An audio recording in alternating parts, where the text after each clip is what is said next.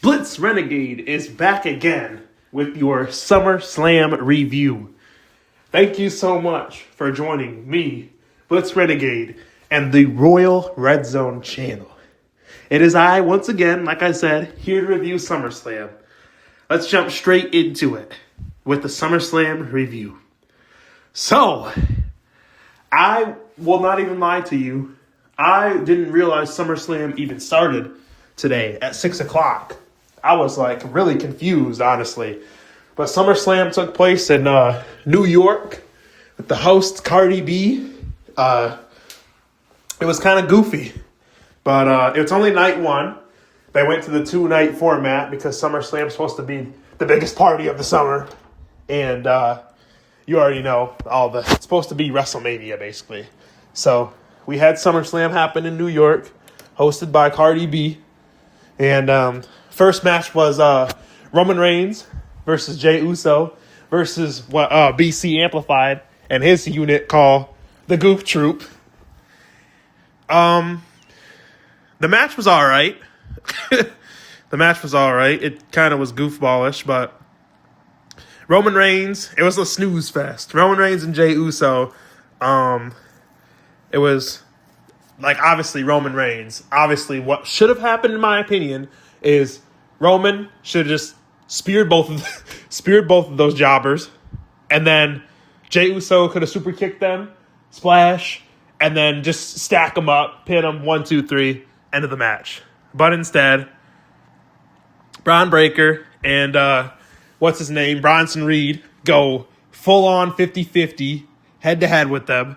And it literally means nothing because you can't even beat, two credible main eventers can't even beat two of Seth Rollins' lackeys. It just doesn't make any sense. It would literally be like the Dudley Boys, or not even the Dudley Boys. It'd be who are two of the biggest, Roman Reigns would be Stone Cold or The Rock, in comparison. And then Jey Uso would be Edge, or Batista, or just some not as big as Roman Reigns, but just somebody it'd be Randy Orton, because he's considered one of the Mount Rushmores. So it'd be Randy Orton and Batista versus freaking Val Venus and freaking, I don't know, Mr. Kennedy. And they're going 50-50 with Val Venus or Gilbert and Mr. Kennedy. Come on now. So, basically, how the match ended was Braun Breaker speared Roman Reigns. Roman Reigns sacrificed himself, and then that was it. Jey Uso was able to kick both of them in the face, do a splash, and then he pinned Bronson Reed. That was it. Next up was a very meaningless Charlotte Flair and Alexa Bliss versus Raquel Rodriguez and Roxanne Perez in that makeshift tag team. The match went on forever, and you guys already know Charlotte and Alexa were going to win because they're trying to give the rub to Charlotte because everybody was booing her when she came back at the Royal Rumble. So no one cares, honestly, about that. Those are these are Raw matches. These are seriously Raw matches. This does not need to be on SummerSlam. And I just want to take a second too. I'm probably going to edit this video, maybe not. But I want to start off by just saying, why the hell was Triple H on First Take on Friday promoting SummerSlam? And then on top of that, why was Triple H at the White House jacking off with Donald Trump instead of giving us a good show? I want to say something to these YouTubers out here who keep on not giving a pass because everybody now sees through Triple H's bullcrap. But if there's anybody who doesn't see what Triple H is at this point, it's time to wake up. And I'm not some liberal leftivist crying because I hate Triple H or I hate Trump. It has nothing to do with that. I think Donald Trump is actually awesome. I think WWE's when they did the Donald Trump stuff, I think that was cool. when I say I think Donald Trump is awesome, I'm talking about Donald Trump as like his what he did in WWE, like his gimmick and all that good stuff. I don't know about his politics and all that bull crap, but Donald Trump as like same thing as like with Vince McMahon, what he did for the business, what they did in WWE, the Triple H, what he did in WWE in WWE. I think that it was cool when they were in WWE. So it has nothing to do with politics. I would say if it was Joe Biden, I would say if it was Barack Obama, I would say if it was George Bush, Hillary, it doesn't have anything to do with my political opinion. Because I think that the people in WWE who were a part of WWE, when they were a part of it, I think that they're phenomenal. I think they're awesome. It's nothing to do with that. Triple H, you are the head of creative. WWE creative. If you want to go do interviews and be on the face of the company, cool, go do that. But if you're going to be the freaking creative genius and the guy behind the scenes, you should probably stick to doing that, giving us a good show instead of whatever tonight was, because tonight was unacceptable. So I just wanted to preference that, before I moved on any further. The next match was Jade versus what's her name? No. Was it Jade? Yeah, I think it was Jade. It was Jade versus Tiffany Stratton. And this match, I just think it was basically a squash match. I just think the wrong person won. In my opinion, my humble opinion, I just think the wrong person won. Tiffany has she's done everything as her character and all that good stuff. Tiffany doesn't need the belt anymore. And I was listening to the haters review before I did mine. Like the hater said, Jade should be what Rhea Ripley is for women's wrestling. Jade is the muscle mommy. She's got the physique. She's got the look. Her matches should just be go in there and just Goldberg. Go in there and just squash people and call it. That's it. You go in there, the bell rings, you hit him with the jaded, and then that's it. That's it. There's no reason why she should have ever been going 50. Getting squashed by Tiffany. I'm so tired of this Triple H booking where people come in and they want to get a title shot, but they have to lose first and they win it again at some other stupid random, because now Jade's probably going to win it at like some random SmackDown or at like a Saturday night's main event. And it's just like, what's the point of that? What is the point of that? So I just don't get it. It makes no sense to me. Why can't big people like Nia Jax, Tiffany Stratton, Bianca Belair, anybody who's big and strong, why can't they be put over? But instead, the only person you're going to put over and make look good is, this is my brutality! Rhea Ripley, she'll never lose. She'll never be booked in the wrong way. I watched the Unreal documentary. You got Chelsea Green out there. Will literally do anything they tell her to do. Can't get put over. Probably the most fascinating, the most actual, has a real character, has a real, gimmick. Can't get on the show. But that's besides the point.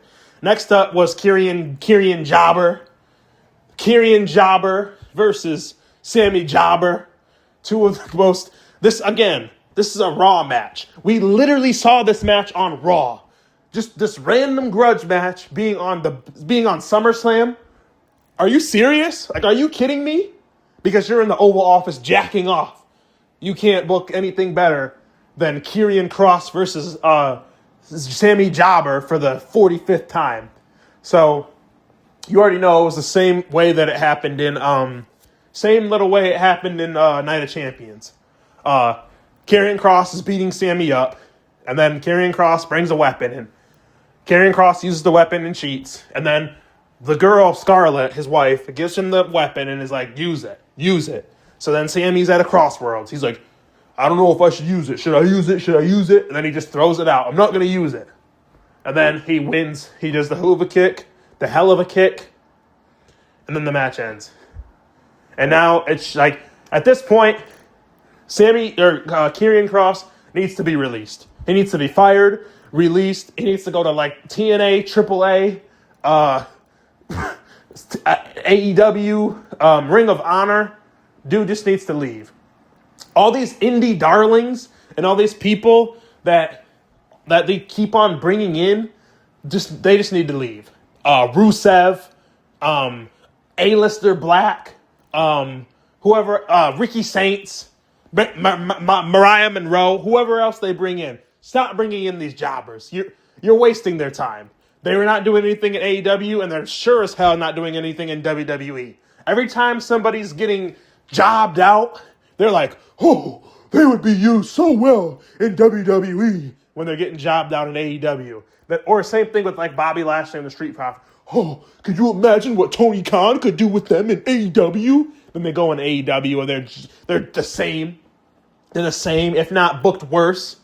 And that's exactly how these wrestling companies don't know what they're doing. Tony Khan is the same as Triple H. They're just two, literally, Triple H wants to be Tony Khan, and Tony Khan wants to be Vince McMahon. That's all that we're witnessing right now in front of our eyes. That's what we're getting right now. Every single week in, week out. Triple H has to model himself after AEW, but they're not competition. They're not competition, but we got to model ourselves after them. We got to try to flood them out, booking multiple different shows at the same time that they're doing their shows. So, moving on. I don't even know how I got on that topic. Moving on. Next match was Jelly Roll and Randy Orton versus Drew McIntyre and Logan Paul. Make it make sense as to how two influencers and just like celebrities are outdoing the wrestlers. I think everybody came there to basically boo Logan Paul and, see Logan Paul. I think Logan Paul and Drew McIntyre ended up going over. And, yeah.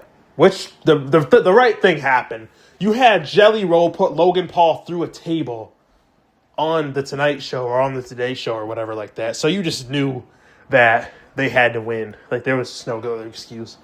That you can't get put in through a table two times. And so, yep. That was that. And then, the last match, CM Punk versus Gunther. The Ring General versus the Voice of the Voiceless. You guys know how I feel. Gunther, like, if you're a Gunther fan, like, respectfully, what is wrong with you? If you like, does Gunther even have fans? There's no way that this dude has fans. Like, how could you sit there and be like, I like Gunther. I relate to Gunther. Gunther does it for me. What? Like, what about Gunther? He's a skinny, fat, freaking European jobber. You can walk into any blue-collar job, and every dude in that mug looks like Gunther. He's just like a beer belly, freaking middle-aged white European man. What would he do for you that would make you be like, yeah, that's my favorite wrestler? He's not larger than life. He's a jobber. Shaking hands with Randy Orton, John Cena, Cody Rhodes, jobber. Getting tapped out by Jey Uso, jobber. And then he fights Phony Phil. Everybody knows how I feel about CM Punk. Everybody knows. I don't have to reiterate, beat a dead horse. But I'm going to. Biggest hypocrite ever of all time. Phony Phil, CM Punk. It amazes me that he's back at this 2-night event. Go fight on the 2-night buy 4 extravaganza. Here he is at main eventing night 1 of it. Winning the title. But then getting done dirty by Nose Man. Doing the job for Nose Man again. Here he is doing the job for Nose Man. So the Seth Rollins injury was just a work. All you nasty, disgusting, and sweaty marks who swore it's not a work. He really hurt himself. Why would they joke about it? He's actually hurt. Seth Rollins did nothing to that knee. Seth Rollins was fine. And you look at Seth Rollins and I was just saying too, like, that dude Seth Rollins is the most injury prone. You know what I'm saying? He always buckles his knee, hurts his knee. Seth Rollins is always hurting Grayson for his knee. He did nothing to his knee. So the next question I beg to ask is, why didn't he just cash in on Goldberg and Gunther that night when they fought at Saturday night's main event? Seth Rollins had... Bro, Bro, when Seth Rollins won the Money in the Bank briefcase, he could have cashed in that night at Money in the Bank when John Cena he came out. Didn't he come out at Money in the Bank? He came out at Money in the Bank to let them know John Cena and Cody Rhodes and Logan Paul and John Cena fought against Cody Rhodes and Jey Uso. Cody Rhodes and Jey Uso were the champions, and they were fighting versus them too. And Seth Rollins' retarded ass came out there, and he held up the briefcase to let them know, I have the... Why? You could have cashed... Bro, what should have happened that night at Money in the Bank instead of doing all this bull crap was you send Bronson Reed, you send Braun Breaker, you send the Goof Troop, you send them down there, you job everybody out. Chairs, ladders, tables, whatever you got to do. Tsunamis, you beat everybody's ass. And then Seth Rollins can jack off and just walk down there. Like, he can just take his time walking down there, count to 1,000. And then he can put his foot on him, count to 1,000, like I just said. And then that would have been it. Why did you have to do a fake, elaborate, I buckled my knee and I'm working the fan. Like, and then they're going to do some stupid, another episode of Unreal where they're like, we worked the fans. We worked the fans. We got you to believe this. We got you to... Why? What is that doing? What did you accomplish by keeping Seth Rollins off Monday Night Raw for a month? What did that accomplish? That you lost ratings. Good job. You lost ratings that you were going to lose anyway. I mean, Seth Rollins on Monday Night Raw and off Monday Night Raw it's not drawing anything. Nobody in this company draws any dimes. So what does it matter, I guess? But cool. You played yourself, Triple H. Send him off. Give him the vacation he needs so you can go jack off in the Oval Office with Trump. Smart. So you can go play around in New York. Get off the flight on New York and just go straight to go do First Take. So, Seth Rollins is once again your new world champion, of course. So, that's it for your boy Blitz Renegade. That's my SummerSlam review. Worst SummerSlam ever. Worst SummerSlam ever. From top to bottom. It doesn't even matter. Tomorrow won't do anything. There's nothing they can do tomorrow because this is Triple H's logic and Triple H's booking. So that's it for your boy Blitz Renegade. We'll be back tomorrow with night 2 of the SummerSlam review. Thank you guys so much for tuning in to the Royal Red Zone channel. Peace.